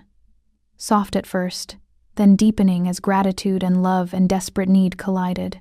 His hand slid under the t-shirt she'd borrowed from him, warm against her bare skin. And Celeste arched into his touch with a hunger that had been building for weeks. I love you, she whispered against his mouth. I love you for being ruthless and protective and willing to burn the world down for what matters. I love you for being brave enough to fight back, he replied, his voice rough with desire. For refusing to stay broken. For trusting me with your scars.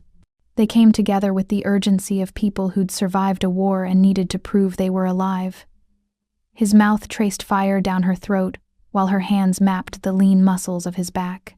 The morning light painted them gold as clothing disappeared and skin met skin, and when Celeste finally gasped his name, it was both surrender and victory.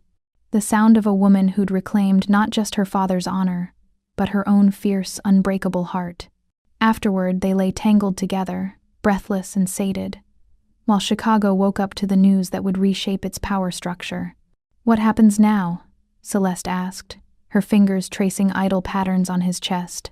"Now you become my chief legal counsel," Kangday said. "Now we finish dismantling Stone's network and free every victim we can find.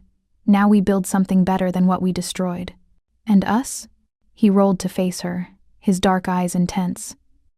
"Us? We're permanent. Absolute. You're mine, Celeste Kennedy, and I'm yours. No more hiding. No more pretending to be less than you are. We stand together and face whatever comes next. Even when it's dangerous? Especially when it's dangerous." His smile was sharp and beautiful. "We're not built for safe, baby. We're built for this. The fight, the fire, the absolute certainty that we'd tear the world apart before we'd let it separate us." Celeste kissed him again, softer this time, sealing the promise with her body and her heart. Outside the windows, the city glittered with morning light. Somewhere, Richard Stone sat in a federal holding cell, his empire crumbling. Somewhere, victims were waking to headlines that would validate their losses. And somewhere, David Kennedy's legacy was being rewritten from failure to martyr.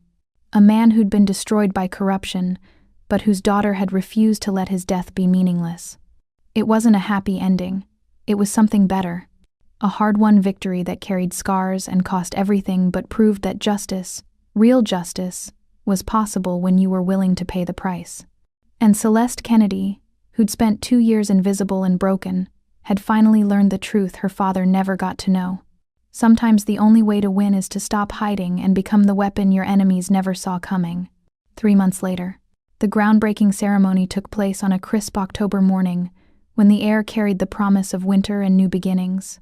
The empty lot in Bronzeville that had nearly been stolen by Stone's trap now bustled with camera crews, city officials, and community members who'd fought for years to have their voices heard. Celeste stood at the edge of the gathering, watching the crowd with a sense of surreal peace. She wore a burgundy suit that hugged her curves with elegant precision, her hair twisted into a sophisticated updo that exposed the graceful line of her neck. The diamond pendant at her throat, a gift from Kangday, given the morning after Stone's arrest, caught the autumn light like captured fire.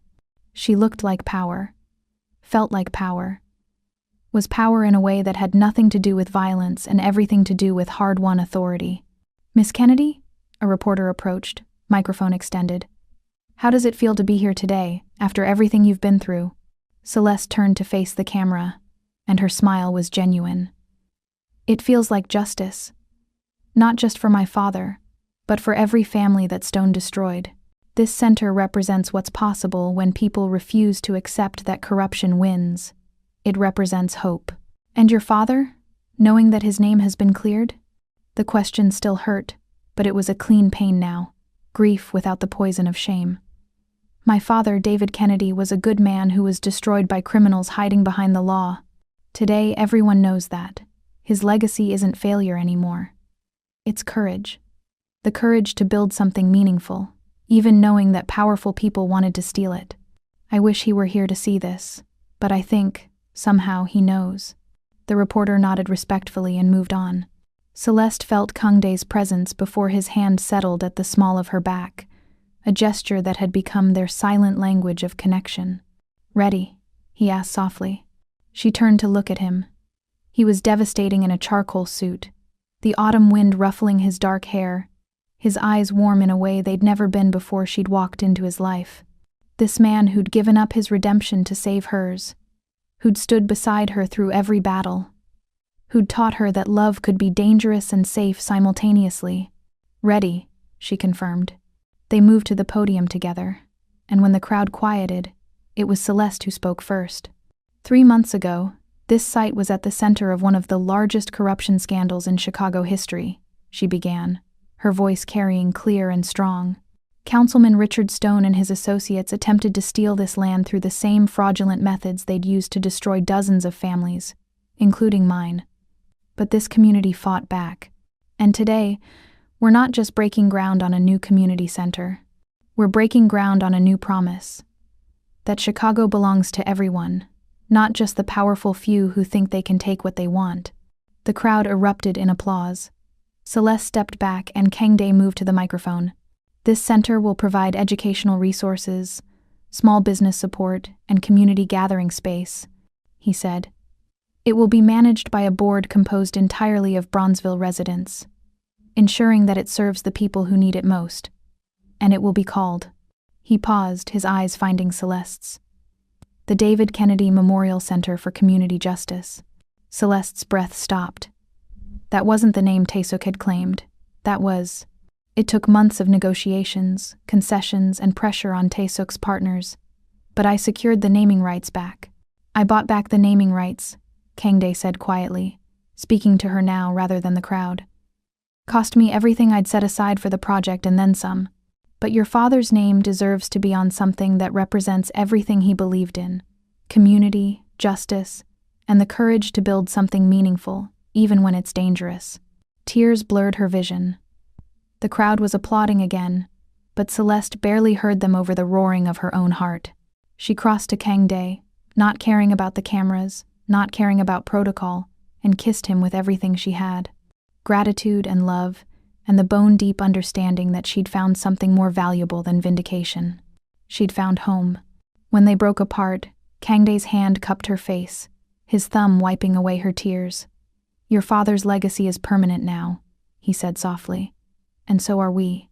That evening, back in the penthouse that had become their shared sanctuary, Celeste stood at the windows overlooking the city she'd once feared and now commanded. Kangdae joined her, carrying 2 glasses of wine, and they stood together in comfortable silence as the sun set over Chicago. Du Yun finished cataloging the final victims from Stone's network. Kangdae said, 47 families in total. We're establishing a restitution fund to help them recover their losses. Using Taesuk's settlement payment? Celeste guessed. Among other sources. His smile was dark with satisfaction. Taesuk is finding that his business interests in Chicago are suddenly facing significant obstacles. Property transfers delayed. Permits denied. Financial partners mysteriously withdrawing. Turns out, when you help destroy a corrupt councilman, you make some powerful friends in City Hall. Celeste leaned into his side, feeling his arm come around her waist. You're bankrupting him. I'm ensuring he never profits from Stone's crimes. There's a difference. Is there? Yes, because unlike Stone, Taesuk will walk away with his life and his freedom. He just won't walk away with anything else. Kangdae's hand traced lazy circles on her hip. Consider it my version of justice. Cold, thorough, and permanent. My dangerous man, Celeste murmured, tilting her face up to his. Your only man, he corrected, before claiming her mouth in a kiss that tasted of wine and promises kept. They made love on the couch as the city lights flickered to life below them. Slower this time. Tender in a way their earlier desperation had never allowed. Kangdae worshipped her body with his hands and mouth, murmuring words in Korean that she didn't need translated to understand their meaning. And when Celeste finally cried out his name, it was with the absolute certainty that this fierce, dangerous, unbreakable thing between them was worth every battle they'd fought to claim it. Afterward, wrapped in a throw blanket and each other, Kangdae pulled something from the pocket of his discarded jacket. I have something for you, he said. It wasn't a ring. It was a key. Old brass, heavy with history and significance. Attached to it was a small metal plate engraved with an address she didn't recognize. What is this? Your father's original property in Pilsen, Kangdae said quietly. Stone seized it. Taesuk held it through a shell company. I bought it back. The artist studios your father built are still there, protected as historical structures. I had them restored to his original vision. Celeste stared at the key, her vision blurring with fresh tears. How? Carefully, expensively, completely worth it. He closed her fingers around the key. It's yours, Celeste. Do whatever you want with it. Keep it. Sell it. Turn it into a memorial. But your father's work isn't lost anymore. It's been reclaimed. She couldn't speak, could only press herself against his chest and let him hold her while she wept, for the father she'd lost and the legacy that had been returned. When she finally found her voice, it was rough but steady. I want to turn it into a legal clinic, she said. Free representation for people fighting fraudulent land seizures. We'll call it the Kennedy Justice Project. Kangdae's arms tightened around her. Then that's what we'll do. I'll fund it, you'll run it. And together, we'll make sure no one else loses everything the way your father did. Together, Celeste echoed, and the word felt like a vow. 6 months after that groundbreaking ceremony, Celeste Kennedy stood in what had once been her father's studio space, now transformed into a clean, modern legal clinic with exposed brick walls and warm lighting. The plaque beside the door read, Kennedy Justice Project, Legal Advocacy for Property Rights. She'd just finished her first successful case, helping an elderly couple fight an attempted fraudulent seizure using tactics eerily similar to Stone's methods. The couple had wept with gratitude, their home saved, their dignity restored. This, Celeste realized, was what winning actually looked like. Not the courtroom triumph or the media vindication. This, the quiet moment when someone who'd been powerless got their power back. Her phone buzzed. Kangdae's message was characteristically brief. Dinner at home, celebrating you, always celebrating you. She smiled, gathering her briefcase and locking up the clinic. The autumn evening was cool and crisp as she walked to where Do-yoon waited with the car, because some things didn't change, and Kangdae's protection was absolute and permanent. But everything else had changed. She was no longer invisible, no longer hiding. She was Celeste Kennedy, chief legal counsel to Kangdae's organization and director of the Kennedy Justice Project. She was a woman who'd survived her own destruction and used the pieces to rebuild something better. She was dangerous in all the right ways. And tonight, she would go home to the man who'd helped her become this version of herself. The ruthless one with the tender heart, who showed his love through protection and sacrifice and the absolute refusal to let her be anything less than exactly who she was meant to be. The penthouse smelled of expensive food and candles when she arrived. Kangdae stood at the windows, silhouetted against the city he controlled, holding a glass of wine and radiating that controlled power that still made her pulse quicken. He turned when she entered, and his smile was soft and fierce simultaneously. "There's my brilliant lawyer. There's my dangerous man," she replied, crossing to him and sliding into his arms like she'd been made to fit there. They kissed slowly, deeply, tasting each other and the life they'd built from ash and fury. When they broke apart, Kangdae produced a small velvet box that made Celeste's heart stop. "Before you panic," he said, his voice rough with emotion, "this isn't a proposal. Not yet. Not until you're ready. But I want you to have this." He opened the box. Inside, nestled in silk, was a ring. But not an engagement ring. It was her father's wedding band, restored and polished until it gleamed. "I found it in the property inventory from the settlement," Kangdae explained. "Your mother sold it with everything else. I bought it back. It's yours. A piece of him that can't be taken away again." Celeste's tears fell freely now, beyond her control. She took the ring with shaking hands and slipped it onto her right hand, feeling the weight of it like her father's blessing. "Thank you," she whispered, "for everything, for saving me, for choosing me, for loving me enough to fight beside me instead of fighting for me." Kangdae cupped her face, his thumbs wiping away her tears. "You saved me too, you know. The moment you spoke up in that dining room, you saved me from becoming the monster I was afraid I'd already become. You gave me a chance at real redemption.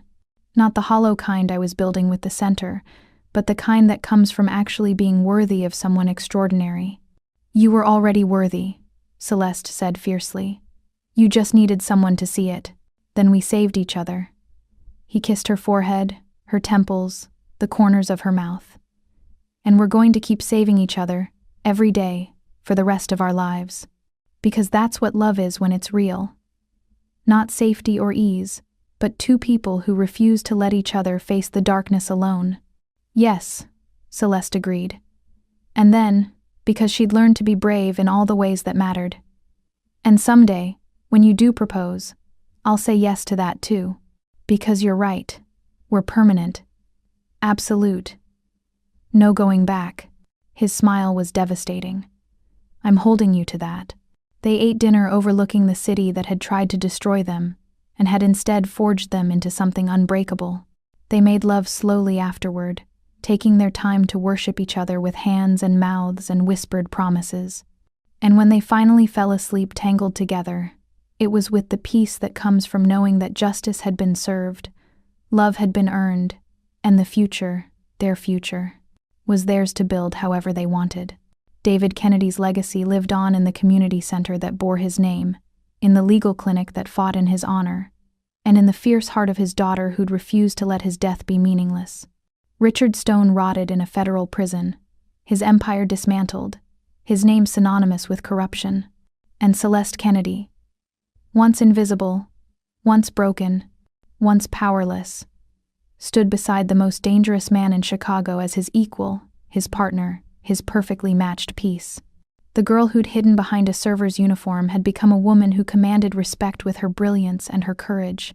The waitress who'd whispered, "Excuse me, sir, but this clause is a trap," had transformed into a force of nature who made powerful men tremble.